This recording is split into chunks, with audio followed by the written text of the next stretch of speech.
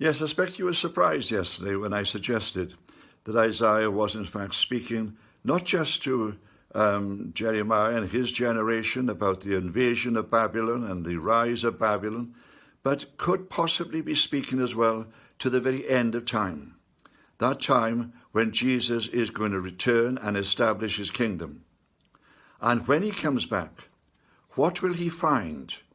He will find an enemy ensconced, trying to control the world, and trying to control the world from Babylon. Everything is pointing towards it at the moment. All our society is moving in that particular direction. The amazing thing is that this person that Isaiah identifies as being the person who will be in control is often called the Assyrian. Yes, the Assyrian. And this is why the book of Isaiah can sometimes become confusing, because when Isaiah is talking about the Assyrian, he's not necessarily talking about the Assyrian Empire and Sennacherib who had tried to invade Israel.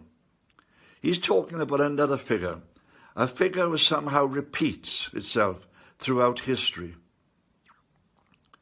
If you go back, for instance, into Genesis, you'll find there that one of the people who tried to overtake God and tried to set up a kingdom in opposition to God, if you like, was Nimrud. Nimrud was challenged by Abraham. Legend says it was Nimrud who in fact killed Abraham's brother. Nimrud, this great world leader, is often known as the Assyrian. He is the person who tried to build up the Tower of Babel. He was the person who tried to introduce all sorts of occult activity into the human understanding of God. And he's often known as the Assyrian. Then we are told by Isaiah that when the people of Israel were in slavery in Egypt, the Assyrian oppressed them. In other words, the Pharaoh at that time was not Egyptian. He was, in fact, an Assyrian. The title of Pharaoh, of course, would move through whoever's in charge at that particular time. Later on, and in the time of Jeremiah, we find that the Pharaoh Necho in Egypt was an Ethiopian. But when Moses came into being and brought the people of Israel out of Egypt, the Pharaoh at that time, says Isaiah, was in fact an Assyrian. Then, of course, we have the great empire of Assyria, which attacked the northern kingdom. But Isaiah, as he looks forward to the end of time and looks forward to the coming of this person that John calls the Antichrist, often refers to him as the Assyrian. There again an idea of prophecies repeating themselves and the same figures coming to prominence over and over again.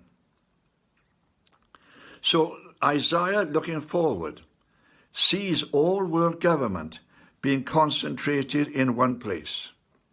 He sees people almost literally giving up their independence in order to submit to this one form of government. He could not know at that time about solar energy. But of course, Babylon is in exactly the right place to be able to give itself all the energy it needs from the sun.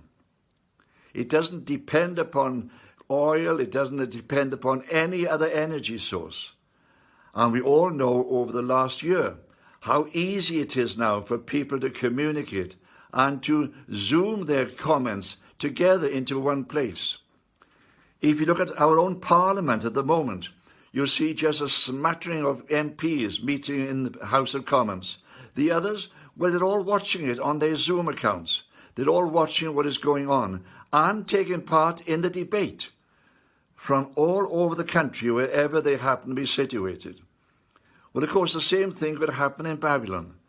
A ruler at that particular point, with all the energy it needs, with satellites overhead giving him complete communication, could quite easily be able to bring this type of control to every nation where they submit to him and accept his authority. The Assyrian. Again, people have often wondered about this great Antichrist who will come at the end of time. And it was assumed that he would come, because that's the way the Bible is looking towards it, out of the Roman Empire. And if you read many fictional books about the coming of Antichrist, in the books, the Leftover series, for instance, he is depicted as being a Romanian.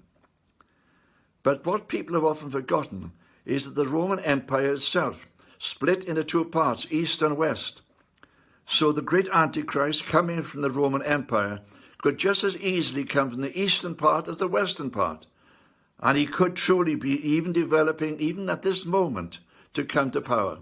Not from the western part of Europe, but from the eastern part. The Assyrian is getting ready to come into power and to start taking control. Amen.